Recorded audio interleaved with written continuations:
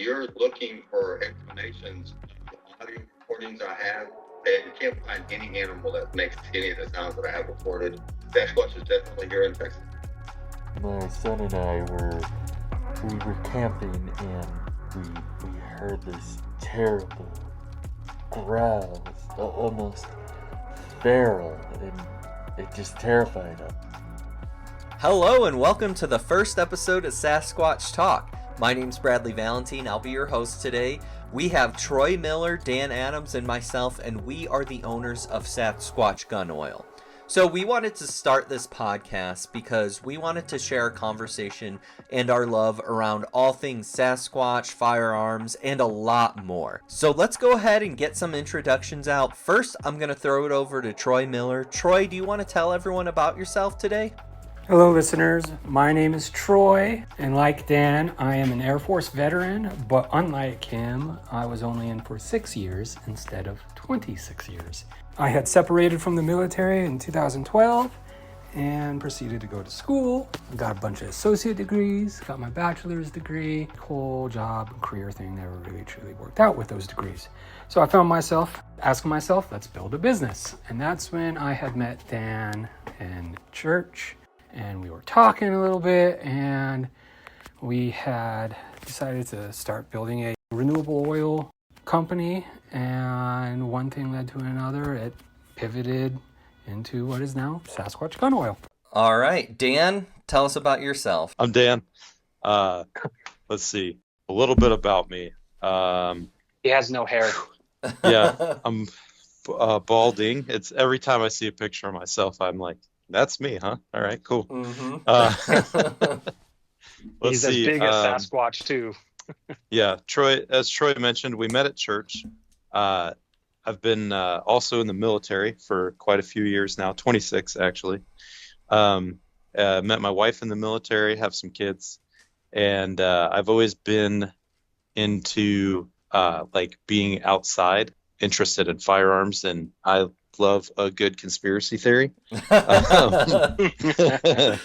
And that's probably understating it if I'm going to get real raw. I was actually just listening to one before we started this. So. What was it? The Y-Files. I like watching that dude. Oh, he's boy. Pretty funny.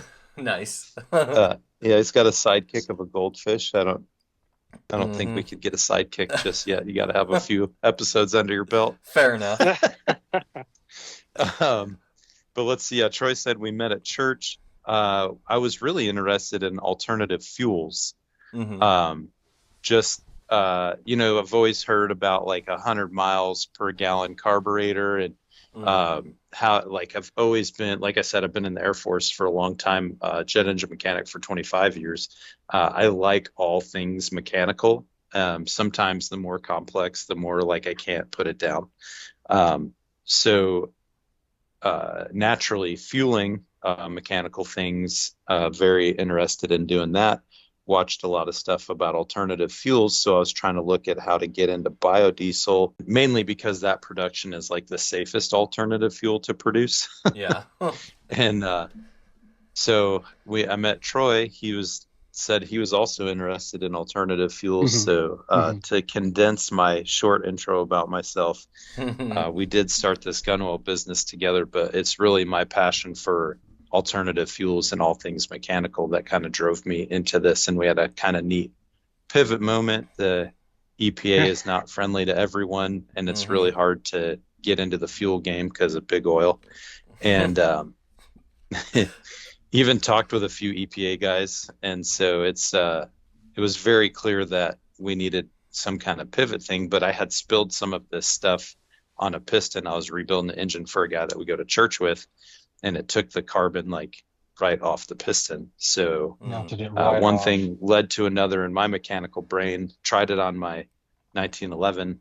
Called Troy. Was like, hey, this stuff works great on guns. Instead of trying to fight a market that exists, let's see if we get into one where it's a lot less regulated. Not that we'll get the regulations out, we just won't talk about those. That's how this whole thing got started, how we even got to this podcast, right? And then and it just kind of grew very naturally. organically, yeah, from that into what we're talking about today. But Sure. I have a deep heart for helping people, and I think being part of a business and something that would be helpful instead of divisive is a much better route to go. Yes. So that for sure. that brings us to our podcast. Well, that'll be good. Thanks for introductions, guys. So, Dan and Troy, thank you. My name's Bradley Valentine. I am Dan's brother, a brother from another mother, literally. But we are brothers. And I joined the team a little over a year ago.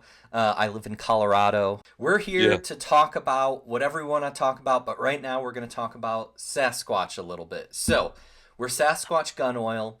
We have to keep it around Sasquatch at least a little bit. So, Troy, I'm going to kick it over to you. Here's my question, just to start us off. Give me a scale, like a 50-50. How much do you believe Sasquatch literally exists in the world? Are you like 50-50, maybe? No way, 10-90? Where are you at? Like the physical body of a creature of Sasquatch. Like an actual Sasquatch. Does he exist? 50-50, 40-60?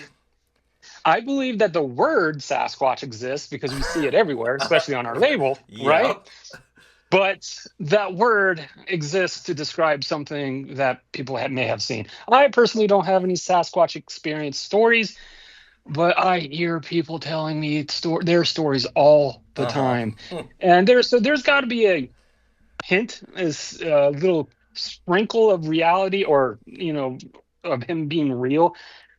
I couldn't tell you definitive, though. My personal feeling, if he was real, there would have been more obvious signs in the mountains, in the forests, right? Maybe a roadkill, maybe actual more frequent footsteps. Everyone has a cell phone on them now. Pictures and cameras and videos, and there's really not that much out there of that.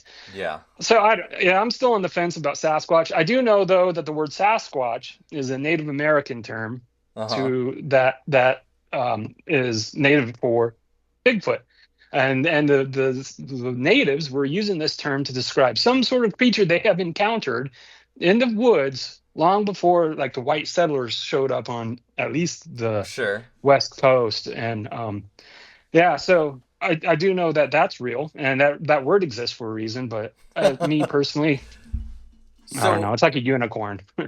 So are you like, no, 0% he doesn't exist, or like? I would say like 15 to 20%. I would think. All right. Yeah. Dan, what do you think? Where are you at? Oh my goodness. I'm all right. So I've already talked about how I'm a conspiracy theorist, right? Yes. This is right up your alley. Do I think? Yeah. Oh man. I like, and I have an angle that probably most haven't. Maybe some have thought about, but I don't think it's mainstream, right? Do I think it exists in the 8-foot tall one? Maybe. Okay. Right. But if you want a percentage, I'm like probably closer to a 70, 65%, 70%. Is there a thing, right? Do Really? I think that it looks exactly like what we're talking about? No. But the reason for my percentage, if we're going to do percentage and reasons, which I think would be kind of cool, and then if maybe anybody wanted to comment if we start a post or something, right? So we have some comments and things.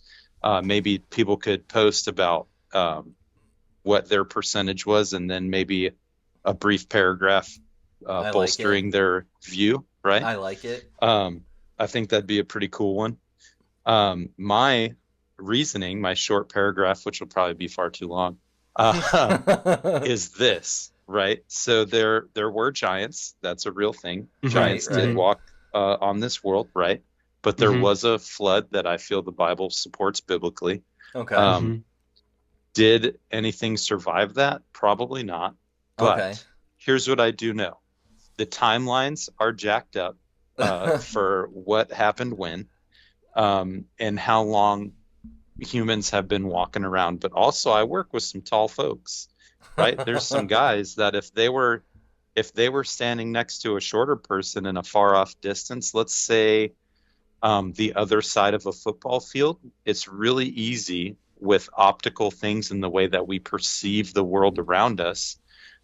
It's really easy to perceive something being bigger than it is, right? Yep. And for some reason, we thrive for whatever holdover self-preservation mode reason this is. We thrive on thrill and a little bit of fear for some reason. As people, we just do. We tend to fixate on that subject matter. So you take land that was overrun by settlers, whether they be from, let's see, first in the Pacific Northwest, it would have been like Nordic, Icelandic people coming over. They literally hauled stuff across what is now the Panama Canal and came up north and settled up there. If you imagine a land that hadn't had lots of people traversing it, and then all of a sudden people are starting to come in to land that you don't know, and you don't speak the same thing, right? It'd be well in your interest to figure out how to appear big and scary and make weird noises, right? If you've had a sibling, Brad, you're my sibling, I'm more than positive that I've scared you a time or two in our lifetime together. And I know I've definitely scared our other siblings. But for whatever reason, right, whether it's entertainment or whether it's because we don't want people in a certain area, it's much easier to hang a couple of skeletons and scare someone off, even if you aren't going to harm them or if you're not physically able to harm them. Go ahead. No, go ahead. Oh. That was a good attention getter. You got mine. It's fine. No, I'm sorry. I'm having technical issues on my end. Oh, okay. I can still hear you, Dan, so you're good to keep going. Okay. All right. So I think it's a combination of optics, right? What it looks like from someone from the outside world, combined with legend and lure and the desire to see something that has been, when somebody's looking for something, most people approach the search party with the, I'm going to find it. Clearly you didn't look over here. So it's that our drive to be helpful kind of and find something out before somebody else, right, with the lure of mystery and legend, and then you sprinkle in a healthy dose of fear and the unknown with different people from different regions trying to keep outsiders outside, right? So you said you're like 70 to 80%, but maybe it's not what we think. What is that 70 to 80%? Is it giants, humanoids? The 70 to 80% is a conglomeration of there was something that was made, or a tall guy that they were like, dude, Ed, stand over here, right? In whatever language they speak. Okay. And look big, because we don't know who those people are, and the last guys that came through were not friendly. Right? So, okay. Today, what do you think like a generally a Sasquatch Bigfoot type creature exists today out in, whether it's the Pacific Northwest in the mountains or something, the traditional what we have? Are you like, no, that thing doesn't exist? I'm probably 45 on the traditional sense, but I'm like 75, 80 on that it's not what you think. Okay. All right. That's fair. That's an fair. Interesting theory. Okay. So there's this book called Devolution by Max Brooks, who made what's that zombie movie with Brad Pitt? He wrote the book. World War Z. Yes, World War Z. So he wrote both books, the book that the movie World War Z is based off of. So it's this book, and Carrie, my wife, and I listened to it, and it's hilarious. It's amazing. It's about this group of like kind of like hippies who homestead and have their own area in the mountains by Seattle. And one of the volcanoes goes off, so they're cut off from civilization. And basically a bunch of Bigfoot start like harassing them. Anyways, in the book, there's a bunch of different theories about Sasquatch, and one of them is there's a theory that the first people of the Americas came over through the Bering Strait from Russia when it freezes over in Alaska, and those are the natives. That's how they got here, right?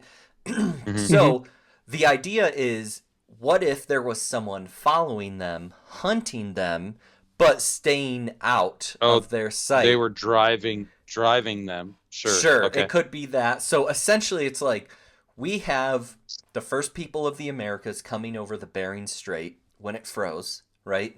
Migrating or emigrating, and then following behind them is some sort of creature, Sasquatch, if you will. And that's how they got here along with people. Now, I'm kind of between you, Dan, and you, Troy. I'm like 50-50. Like, I want to believe. It's like X-Files. Like, I want to believe. But why why don't we have like something concrete? And there's other theories like actual proof. Yeah. I know. There's other theories that like the government knows that it exists, but they won't let us know because we can't handle something like that. Here's what I'm going to say to that government aspect. Okay, go. Okay. If I've learned anything in the 6 years that I've worked for the government, I will say that the only concrete thing that I have learned is it is heavily divided to protect itself against espionage on all levels. Okay. And that the only thing they're good at doing is not knowing what they're doing. Okay. So what's your point? So I don't think that the government as a whole can even begin, because it's made up of people, just like me and you. Yeah. And they and most people, very few people have I met that desire to do only their primary job. That's all they want to do with their life. Most of them want to be helpful, earn a paycheck or collect a paycheck, and get to the end of the day where they can get home and either start doing something that piqued their interest that they're going to keep doing, or put their feet up and relax a minute and either visit with someone or do something that they enjoy. Okay. That brings them like a good dopamine hit. So what are you getting at? I'm getting at that the government cannot hold. The government is just as big of a lure as Sasquatch is. Yeah. That the government overall only exists as a place that paychecks are originated from. The rest of it is all compartmentalized, and they don't have a collection of the intelligence community is its own separate thing. Sure. And they don't even have all of the information in one place. Troy, what do you think of Dan's assessment? No, it's absolutely true. The government's made up of people. People are people. You know, they're going to say things, they're going to think things, they're going to believe things. But I don't know. I agree with Dan in that regards, though. So are we saying that the government's too big, too many different people with different thoughts, feelings to actually keep this a secret? Yes. The government's not one solid entity where everyone knows everyone. It's a fractured entity. You know, there's parts of government that have no idea what other parts of government is doing. And so there might be a section of government that is trying to hide these things, but we don't know, and everyone else in government doesn't know. You know, you could have the same argument with aliens and UFOs. We're not going to even touch. We can't touch that till we're done with the Sasquatch episodes. And I agree. Yeah, I agree. So okay. So if unless somebody's theory is the aliens dropped Sasquatches off as a superior race to hunt us down, I'm sure that's a theory. They didn't survive. Yeah, I've heard that. I've also heard, that they come from Mount Shasta, like you were talking about the volcanoes. The Lumerians. Yeah, Mount Shasta has a lot of crazy stories behind it. I love Just that area. I know, a lot of people do, but it's a weird area. So, It's weird in the right amount of weird, in my opinion. Yeah, But okay, for yeah. those who don't know, like me, tell me what Mount Shasta in the Lumerians are. Troy, do you want me to go, or do you have the answer off the top of your head? No, you will do a better job of explaining this. I will just say that Mount Shasta is a volcano in Northern California. I mean, we see it from where Okay. we're at in Okay, Oregon. gotcha. All right, here Yeah. we go. The Lumerians supposedly started as part of Atlantis, and there was a big worldwide war, nuclear war, destroyed Atlantis, drove the Lumerians into hiding, where they now reside inside Mount Shasta. There is a large amount of crystals that originate from Mount Shasta. Now, you could argue that it's volcanic in nature, right? Uh-huh. But in the 1800s, like maybe even 1700s, early 1800s, there was a dude that was out looking for gold, found a cave entrance, went into a cave, supposedly was healed and taught by the Lumerians, showed up into town talking like a crazy person. I met these people called the Lumerians. They're tall, long blonde hair, super nice, make you feel good. They clean all of the water that comes through Mount Shasta. He specifically said that. Gathered a party together because his goal was to get some people to help them out with their message or whatever it is. So they go back with a search party. 2 people from the search party disappear, never to be heard from again. But this is a very real document, a very real person that other people really met. And there's multiple accounts of people signing a sworn statement from the search party because of the other missing people that happened from the search party. So these are like people, like humans? Yes. Okay. Yeah. The Lumerians are. So this is why I said we can't talk about UFOs. It's like a humanoid. So there's different, not true humans. Okay. They're like original races. Like, so there's a guy that draws a correlation from the Nephilim in the Bible and fallen angels, and he draws that line to volcanoes and Atlantis. And he says that if you were to read the Apocrypha in its entirety, to include what's that book? The book of it's referenced in Enoch? I want to say yes, the book of Enoch. Okay. If you read the original book of Enoch, which was orally handed down but written down at one point, it's the equivalent of like a U.S. history book, right? But for a long time ago, the world. And like it even goes all the way back to like the Garden of Eden, covers the people of the land of Nod, and all of those things point to if you have ever done a deep dive into the Tower of Babel, it would be in that time frame from the Tower of Babel. There's a lot of people that say that the Tower of Babel is synonymous with Atlantis. Sure. Yeah, I've heard that. Yeah, and so I've even like done some study on like the LiDAR results from the base of the Tower of Babel that they found. That's just monstrous. And my understanding of the Lumerians versus the Atlanteans and all of that is there's always a little bit of truth in a lot of things. Sure. There's a whole lot of, when people tell a story, let's say that like any of our childhood happenings, right? Right.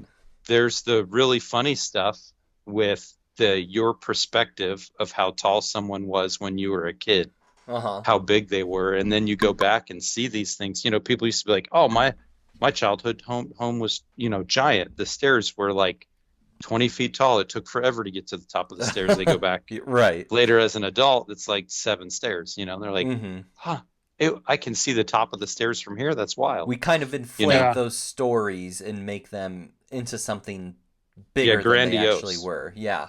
Right, We because get the dramatic memory in about your it. mind stands Right. out.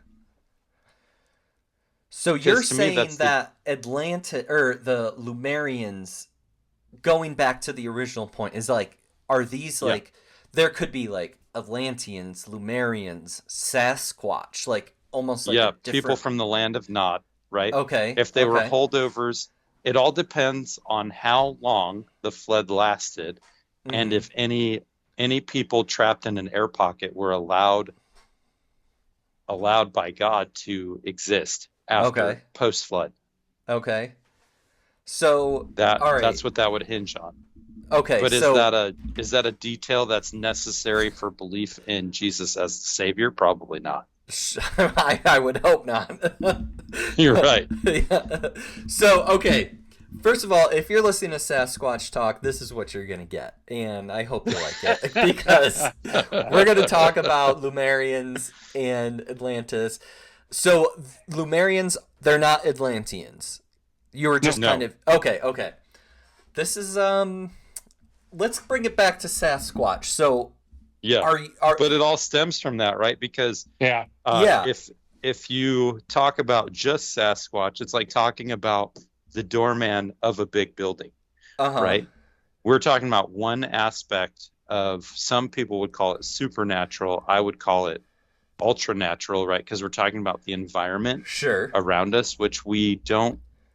There are people that go out and camp and hunt, and they're outside a lot, which I do with the kids and my wife. Right. And we spend a lot of time outside, Mhm. and we don't ever see these weird, wild instances. Now, you could call it divine protection, right? Because Okay. we know that the natural world around us is full of spiritual realm, which is things unseen, right? Right. So it's my understanding that if you are a subscriber to fear, and you allow fear to dominate your reasoning part of your brain, you're going to see things that are going to drive you towards that. Yeah. Right. And Okay. so that's why I say 75% of me says, yes, there's a thing, but it's not what you think. And like 35% of me says that there's a legendary type Sasquatch Gotcha. thing. All right. Okay. So what are the chances that we have like the world of Lumerians, Atlantis, Sasquatchonians, that's what they're called officially. Nuh-uh. For the people that like Sasquatch? No, Why I just can't they made that be up on the Sasquatchians? spot. So, what are the chances that these type of societies do exist, or one or all of them existed at one point in time? Are you guys like, yeah, probably at least one of these has existed? What do you think? Oh, Troy, I'm let's start with... Okay, Dan. I'm 100% they existed. Okay. In some form or fashion. I just don't know what that looks like in totality. Okay. Even if there was no Troy? physical evidence, Dan, even if there wasn't, like, Atlantis was supposed to be this high-tech, futuristic type of society with technologies that's supposed to be so much more advanced than what ours, but there's nothing that has been found, right?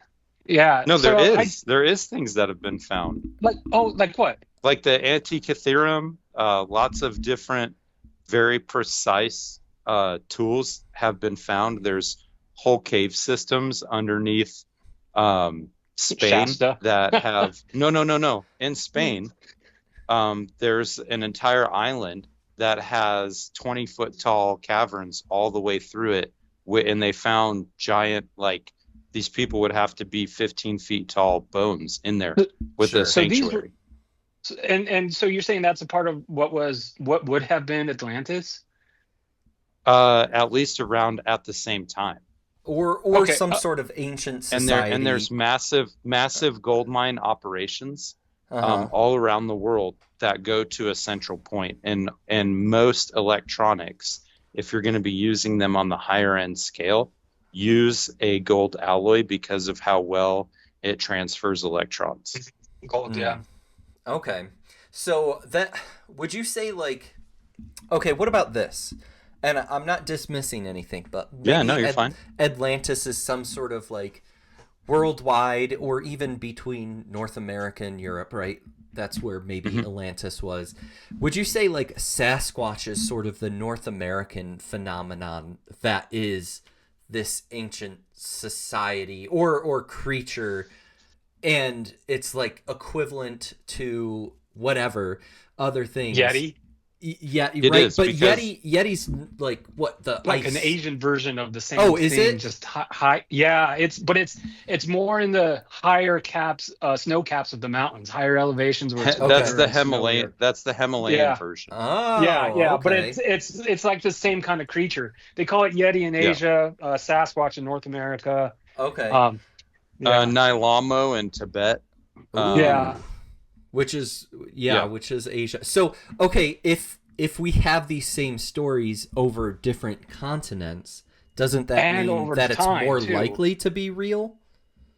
Yeah. And that's my thing. That's why I would think it's real. Because if it wasn't real, there'd be no reason for the words to exist. There'd be no stories, right? Right. There would be no one telling their experiences. That's the part of me that thinks it's real. But I'm also that kind of a like, I'm full of faith and everything, but if I don't see it, have a hard time believing it.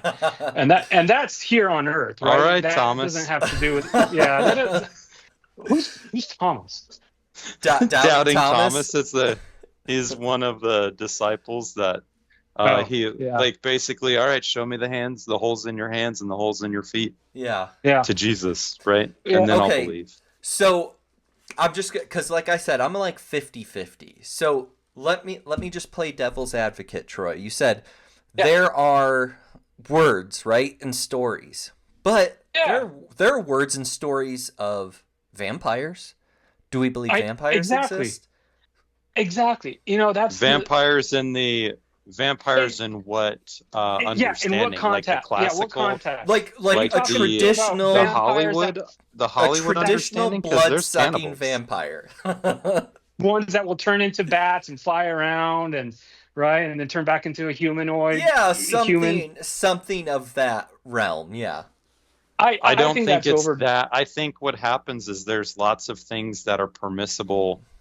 Yeah, not permissible. There's lots of things that are out there, but it's easier to twist it into something that's not, to cover for the much worse reality of it. Yeah, I think that whole turning into a bat thing is an over-dramatized version of what people might have viewed a vampire could have been, however long ago it was. So what do you think it would be if it was real then, Troy? I don't believe in a person turning into a bat and flying around and sucking blood. I don't believe in that. I think that kind of a vampire is a creation of like Hollywood and story writers, fictional story. Yeah.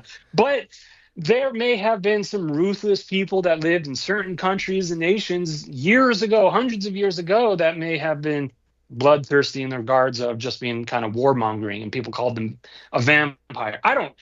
But at the same time, well, I never that's really got Vlad into the it. Impaler. Yeah. Yeah, maybe that's where it came from. But I've never dived down into research to be like, all right, let's see if a vampire really does exist in this form, and spent hours upon hours upon hours of reading about. I've never done that. So vampires just don't interest me in that regards, I guess. Maybe we have some homework to do, but Yeah.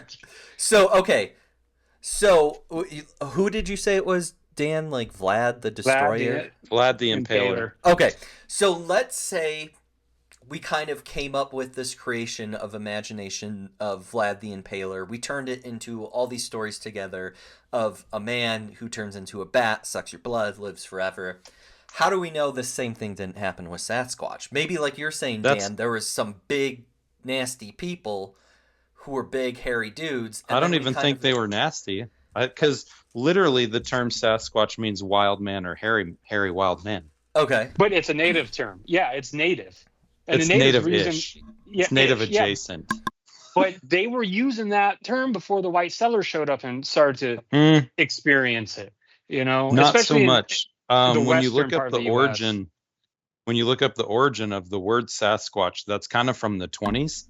But Okay. mainly the root of it is the Saskatchewan Nation people, like the coastal Salish people from Yeah. up in British Columbia. Huh. And like it was J.W. Burns in 29 is we'll call it anglicized the term. Because it was like Saskets or Sasquets or something like that before that. So, okay. Let's get specific. Do you guys know the Patterson-Gimlin film? It's the No. Yes. it's Oh, That's is that the the original blurry, one? Yeah, that that's it's the came the out? blurry classic humanoid. yeah, where Yes. he's swinging his arms. It kind of looks like Yeah. our Mhm. logo. He looks over his shoulder. What do you guys think happened there? I think that there's a lot of people out there like me that like to laugh. So I'll share this story from when I was a young lad. We have quite the characters in our family. Okay. Mhm. So in the 80s, there was a movie that came out called Pumpkinhead. Oh, I told It's a Carrie we scary need to movie. watch that movie. No one needs to watch it. That film Yeah. needs to be burned. So here's I- what happened. As a young man, 5, 6, 7, 8, somewhere in there, my uncles, because I like movies, Uh-huh. get this scary movie to play on a evening when I'm hanging out at my grandma's house. And we watch this movie, and I'm like wigging out a little bit on the couch, not like crying and falling apart or anything, Sure. but I'm like, what was that? What was that? So then, our family's really quick to catch on to somebody's "where was that?" and just What? make an entire evening of it, Uh-huh. right? For whatever sick enjoyment we get out of it. We were just really good at that.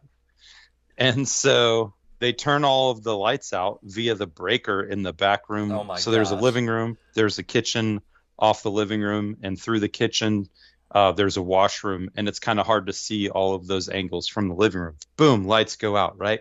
So then my dear dad goes, what was that? And then my uncle says, probably Pumpkinhead. And then my other uncle is in the backyard and starts pounding on windows and running around the house. And my dad is like, oh, we need to hide. It's probably that Oh same my one from the gosh. movie.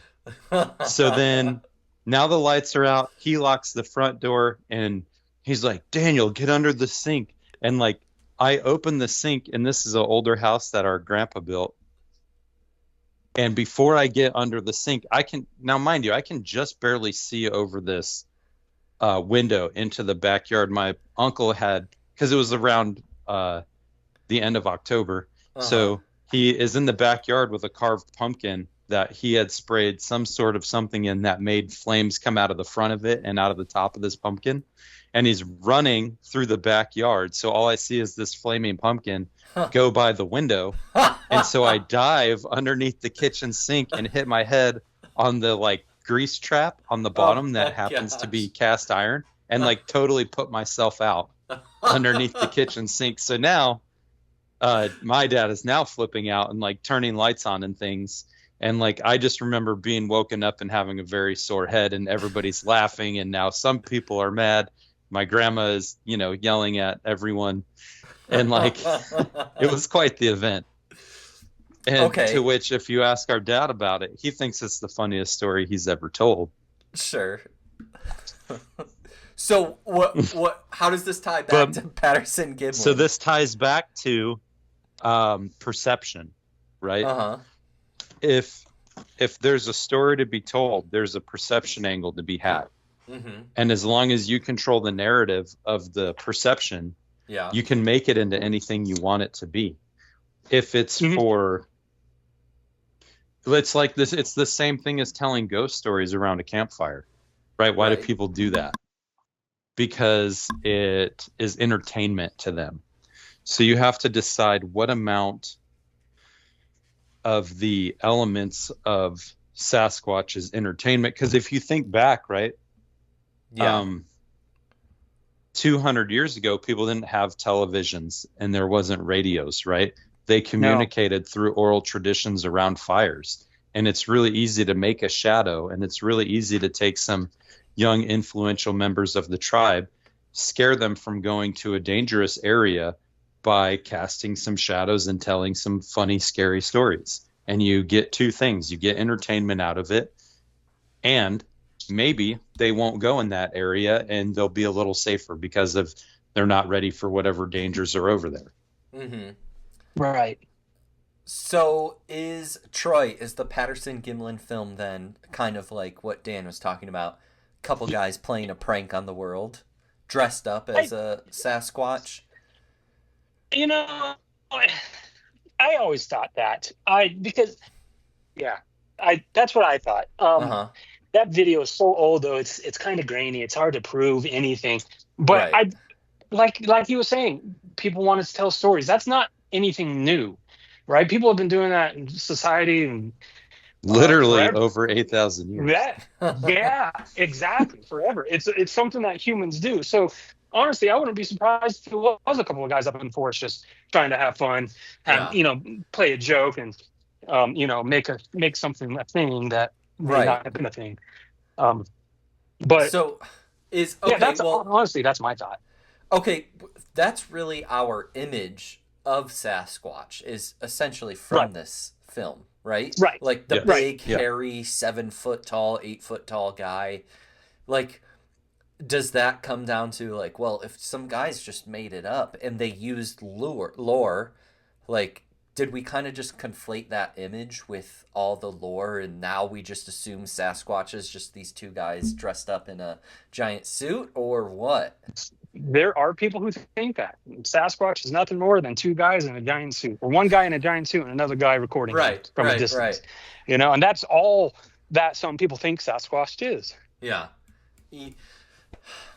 Well, we've officially gotten nowhere. So with whether or not he exists or has anyone changed their mind? No, not really. No. I haven't at least. I'm still the same stance. Okay. Yeah. What about you? Have you changed your mind, Bradley? I don't know. I like in my mind there are times when I'm like, "Oh no, he's real." And then I'm like, "Well, how come we don't have any like concrete evidence?" But then that's where I'm at too. Sure. And then I think like, well, we don't have a lot of concrete evidence for a lot of different things. So I like keep going back and forth and back. You know what I will say? Mm-hmm. What? I like the togetherness that it can bring and use it as a springboard to talk to an absolute stranger. Okay. Yeah. Okay. How that can give you, because have you ever, and this might be a fun little assignment, right? Like you go out and try to ask somebody, have you ever heard of Sasquatch?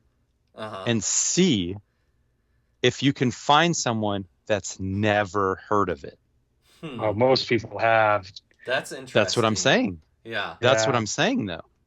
What if you made it your own little side quest to like try to find someone that has never heard of it? A baby. I like that. I'm gonna ask random people like, do you know what Sasquatch is? Interesting. Okay, last question. If Sasquatch exists, so let's just assume he exists out there. Whatever. I'll start with you, Troy. It's a she. She. Okay. I'm kidding. Is she a big, mean monster? Like, will she mess you up if you go by her? Yeah. Like, is she going to kick your ass? Or is she just like a normal animal that's somewhat territorial? So, what is it, Troy? I've heard stories of people getting their heads bitten off by this female Sasquatch up in the, yeah. I mean, people go up into the mountains and then their heads are gone and that's it. Someone literally told you that? Yes, it's crazy. That's what I'm saying. I have a hard time believing that kind of a thing. Oh, I love it. So, what do you think, Troy? If Sasquatch exists? Mean, normal, what? Oh, if he was normal, or if she was normal, I would imagine there would have been some more of a cordial kind of interaction between humans and a Sasquatch. But if it's being mean, people are going to stay away from it, like the Tasmanian devil, and some of these other kind of mean animals. People tend to stay away from them. Okay. What about you, Dan? If Sasquatch exists, do you think it's like this big mean monster who's gonna bite your head off? I think that it's more of a like like you could die, right? Right. Yeah. Like people are allergic to bees. Bees they're not malicious except for killer bees, Uh-huh. right? But they're not malicious to their own kind. They're not choking their own kind out, but they will all die to protect their queen. What about Right. like a And black bear? So like, But they won't harm you until you are messing with them too. You keep on right. going to And you so that's why I go back to the lure of it was made to like keep people right. out of places, you know. But to answer your question, I think not intentionally. It's like if you hug a kitten, right? You love this kitten and you hug it and you accidentally pop its guts out of its butt, right? you just love it so much. And so you hug it to death. Like George and Lenny with the yes. rabbit? Yeah. Yes. Just exactly like that. Yeah. This one deflated. Maybe it's because I've listened to so many podcasts or read books on Sasquatch or movies, and it's always like a horror film or a horror book. So, I mean, for it to be horror, Sasquatch really? But it's because we're conditioned to be afraid of what we don't understand. Sure. That's true. But it's also entertainment, right? Like exactly. Yes.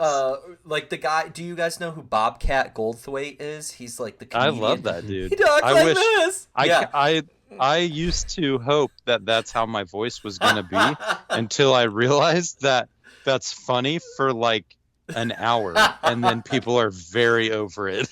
Anyways, he made a Sasquatch movie, like a film. Yes, it's like a found footage type film. And I want to say like a Blair Witch Trials, yeah, kind of like that. And I want to say, in the mountains of Oregon, and Sasquatch is kind of hunting these people, if you will, or they're trying to prove that Sasquatch is real, and it's a horror-esque film. Anyways, they're always depicted in stories as like mean, and I think it's for entertainment value. So I think that's where my thought is, if he's out there, he's like a black bear, right? Like a black bear could attack you, not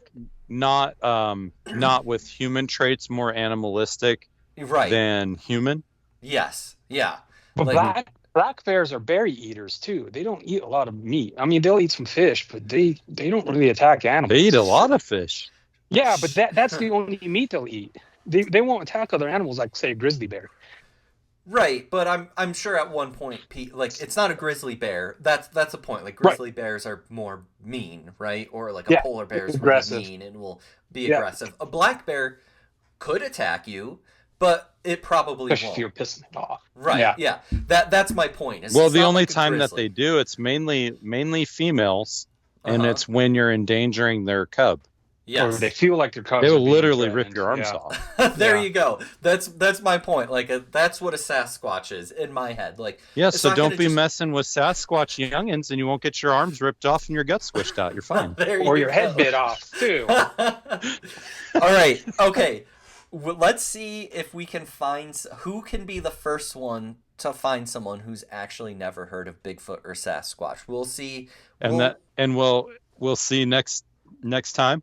Yes, yeah, we'll see the first person to do it next time. We'll keep going. If for 5 months we don't have someone who we haven't found who hasn't heard of Sasquatch, we'll just keep going.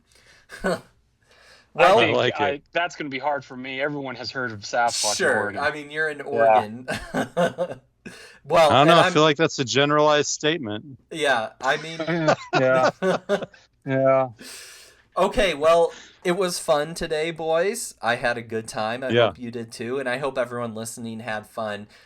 Just to go back to Sasquatch Gun Oil, which is our brand. Sasquatch Gun Oil, Dan was talking about it. We make it ourselves. We make it from used cooking oil, and we have our own filtration process. It's great for cleaning your guns. It's great for lubrication. If you go to sasquatchgunoil.org, you can get some there. But if you use it, you're going to love it. Let us know. Give us some feedback. We hope you've enjoyed our discussion today. We're going to be back for more. So we'll talk to everyone later. Dan, Troy, any last Sasquatch words of wisdom?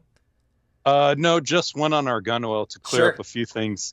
It is not, we don't use the oil as our gun oil. Good point. We convert the oil, because a lot of people ask me that. They're Yeah, like, they think oh, it's so straight this is vegetable just oil. filtered cooking oil? And I'm Right, like, no, right. it is, but then there's more to it.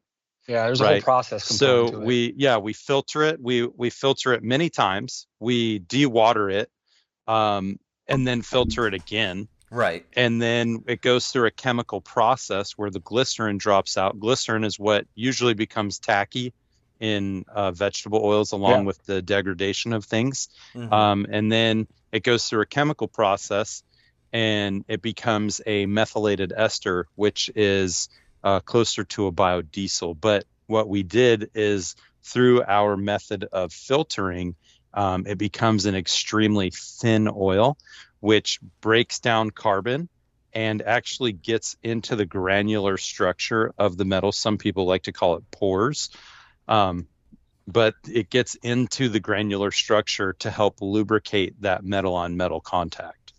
Yeah, it seeps into the metal. That's because we filter it to half a micron. That's that incredibly small molecule down size that to allows it.